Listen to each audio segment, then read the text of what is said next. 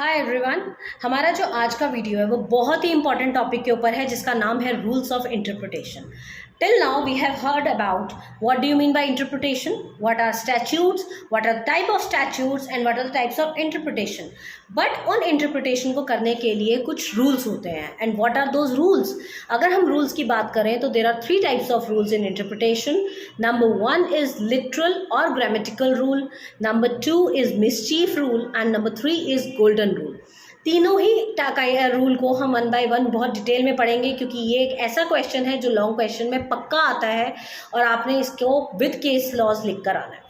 तो बात करते हैं सबसे पहले वाला रूल जो कि लिटरल या ग्रामेटिकल रूल है, जिसका साफ साफ सा मतलब है कि जब भी इंटरप्रिटेशन की जाए उसको वर्ड टू वर्ड इंटरप्रेट किया जाए, उसको उसके जो ट्रू एसेंस है जब वो बना था उसके अकॉर्डिंग ही उसको इंटरप्रेट किया जाए, चाहे उसका मीनिंग वेग निकल रहा हो, एम्बिगस निकल रहा हो या कुछ भी हो रहा हो। बट आपका जो मीनिंग है वो आपने ग्रामेटिकली ही लेना है, वर्ड टू वर्ड लेना है, उसका ऑर्डिनरी मीनिंग लेना है, चाहे वो सिचुएशन पे सेट बैठ रहा हो या ना बैठ रहा हो। Very very very clear. First rule of interpretation is, according to this rule, the words used in this text are to be given or interpreted in their natural and ordinary meaning. If the meaning is clear, then the effect shall be given to the provision. अगर meaning clear है तब तो बहुत अच्छी बात है, सारा clear हो गया। बट अगर मीनिंग नहीं है क्लियर उसका तो भी वो एज इट इज ही यूज होगा। The basic rule is that whatever the intention legislature had while making any provision, जब भी प्रोविजन बनाते टाइम पे जो इंटेंशन होती है लेजिस्लेचर की उसको हम डिसरप्ट नहीं कर सकते हैं। रूल्स ऑफ ग्रामर के अकॉर्डिंग ही हम उसको फॉलो करेंगे और इसीलिए इसको सबसे सेफेस्ट रूल कहा जाता है, क्योंकि इसमें आपको अपनी तरफ से कुछ ऐड या लेस नहीं करना है, जो है सो है। यहाँ पर आप कॉन्सिक्वेंसेस की परवाह नहीं करेंगे। तो this is known as literal and grammatical rule. इसका एक बहुत ही फेमस केस लॉ है, that is Maqbool Hussain versus state of Bombay. Maqbool Hussain versus state of Bombay में मकबूल हुसैन एक बार इलीगली गोल्ड लेकर जा रहे थे एयरपोर्ट पे without any knowledge, without any information government को, और उनको कॉन्फिस्केट कर लिया गया section 167(8) of C custom act के अकॉर्डिंग। बाद में फॉरेन एक्सचेंज रजिस्ट्रेशन एक्ट 1947 में भी उन्होंने चैलेंज किया। He challenge his trial as double jeopardy. उन्होंने अपना जो ये ट्रायल था उसको डबल जियोपार्डी के अंडर चैलेंज किया कि मेरे को इन दोनों एक्ट्स के हिसाब से आप वो नहीं कर सकते, पकड़ नहीं सकते हैं। सी कस्टम एक्ट वालों ने भी अपना लगा दिया मेरे ऊपर और फॉरेन एक्सचेंज रजिस्ट्रेशन एक्ट वालों ने भी अपने जो प्रोविजंस है वो मेरे ऊपर लगा दिए हैं।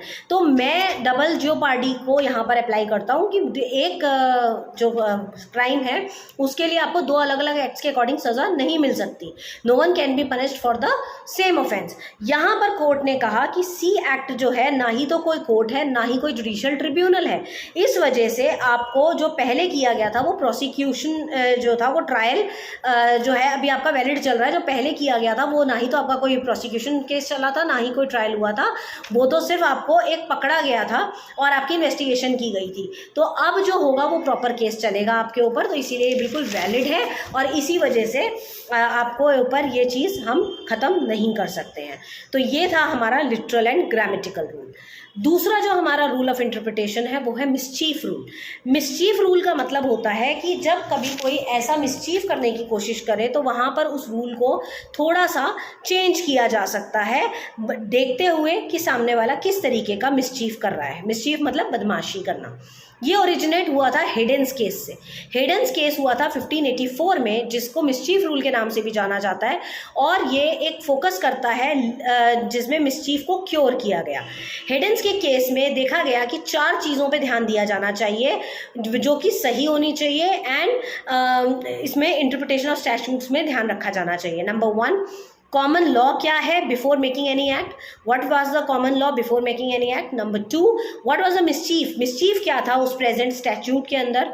Number 3 is present statute was enacted, what remedy did the parliament, क्या रेमेडी पार्लियामेंट ने अप्लाई की। And number 4 is true reason of remedy, remedy का ट्रू रीजन क्या है। यहाँ पर हम बात करते हैं बहुत ही फेमस केस लॉ की, जिससे हमें बहुत ही अच्छे से क्लियर होगा। स्मिथ वर्सेस हग्स की बात करेंगे 1960 में। यहाँ पर इस केस में कुछ प्रोस्टिट्यूट्स ने रोड पे हंगामा मचा के रखा हुआ था। वो क्या करती थी, अपने कोठे से बाहर निकलकर रोड पे खड़े होकर अपने कस्टमर्स को अट्रैक्ट करने की कोशिश करती थी।